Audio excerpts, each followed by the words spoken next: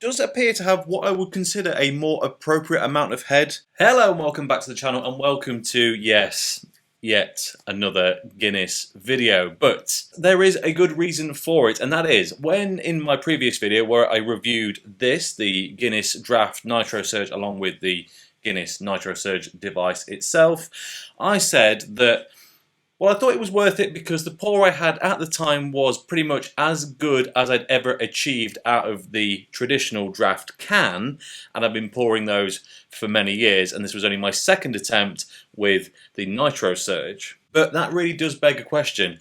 Is it actually worth it, or was I simply lucky or unlucky? So I thought what would be good was to get these two cans head to head to find out for sure, is the NitroSurge worth the price difference, and more importantly now, we have a direct price comparison. In that previous video I mentioned that the NitroSurge cans were 4 for £7 in Tesco in the UK, and that the 440ml regular cans were quite a bit cheaper, but well, the NitroSurge cans basically give you a pint and the 440s obviously don't, so you had to do some quick maths to work out how much per litre. But per litre is not the full story because it's kind of drink for drink even if you are getting a little bit more. That said, Guinness have now brought out this, the regular draft can, but in a 538ml format. No, not quite a pint, but again, the theory with this one is it does in fact fill a pint glass. And these are available at Morrison's right now for £6 for 4, so there's a quid difference per 4-pack, 25p per can. Of course, we are ignoring the price of the NitroSurge device at this point, but that's something you're going to use for, in theory, months, years, and so on. So eventually that will become pretty non-relevant if you do use it a lot. So then, let's find out how big is the difference between a regular Guinness Draught can and the brand new Guinness Draught NitroSurge, and is the NitroSurge worth that premium? On the subject of these cans filling pint glasses though, I do have a slightly awkward confession. I was going to say I don't have 2 Guinness glasses. Well, actually, I did have 2, and I gifted one to a friend not long ago thinking, I'm never going to need 2 of them. And it turns out that was a mistake. So, in order to make this fair, I'm going to use 2 pretty regular pint glasses, and as on this very day of filming, I've just returned from a trip up from Masham in North Yorkshire, where many of you beer aficionados will know that both Black Sheep and Theakston breweries are located, and I spent the weekend drinking an awful lot of Black Sheep beer, and as a result, I all just happened to have 2 perfectly identical Black Sheep regular pint glasses to do this test with. Now, don't turn off, because I know you're thinking, oh, this isn't going to be a proper test, it's not the proper glass, and I get it.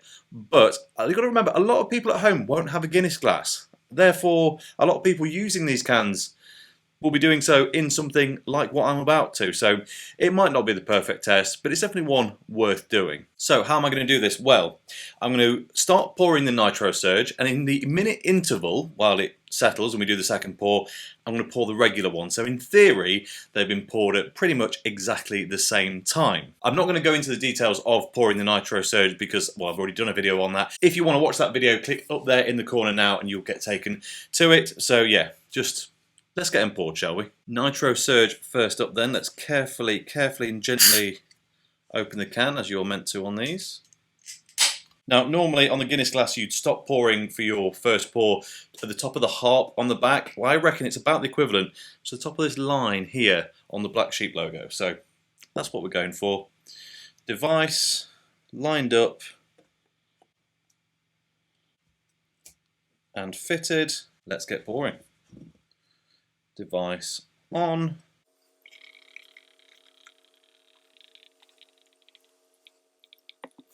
And then very quickly, we set that one down and open, ooh, nearly dropped it, open up the traditional draft can. 2 taps on the top for good luck, release some of the pressure, get that open, and my preferred pouring method, as I've made many videos about, get this in here as quickly as possible.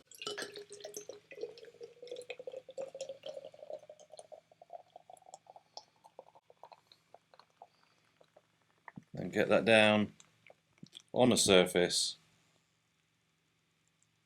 Nearly spilt a load, but actually it filled it perfectly. You can just see it over here, look, just about to settle. And now that should be the perfect time to now pick the NitroSurge back up and give this a nice, perfect top-up pour.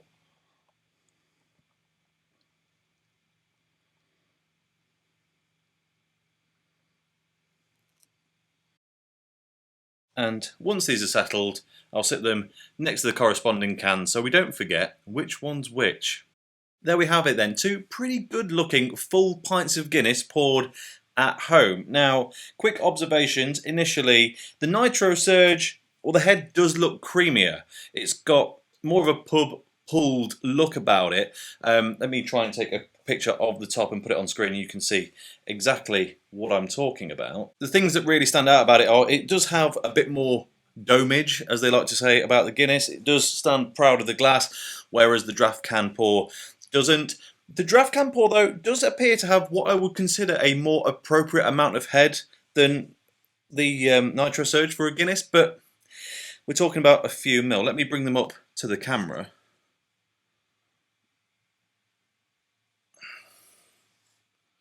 So the one I'm raising now, that is the NitroSurge, and this is the regular. And if I bring them down, you can probably just tell that the NitroSurge sits just slightly more proud for some reason. The draft can also a little bit more aerated head. It's a bit splashier as a result of the pour, but anyway, shall we just get into them? Which one do we try first? Let's go for the NitroSurge, shall we? So there it is. Not a bad looking pint. Cheers.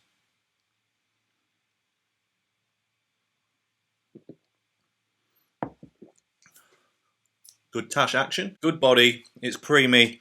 I have noticed that NitroSurge cans, the first sip always comes across a little bit metallic. Now, that's not something that's exclusive to the NitroSurge cans. Sometimes the regular draft cans do it, and certainly sometimes even a pull in a bar has that as well. But generally speaking, the second sip, yeah, I have to say, still, with that NitroSurge, I wouldn't be annoyed if that was what was served to me in a bar, because it is good. It is good. It's not the best, but it's certainly not bad. And then onto the draft can. How is this going to fare in comparison?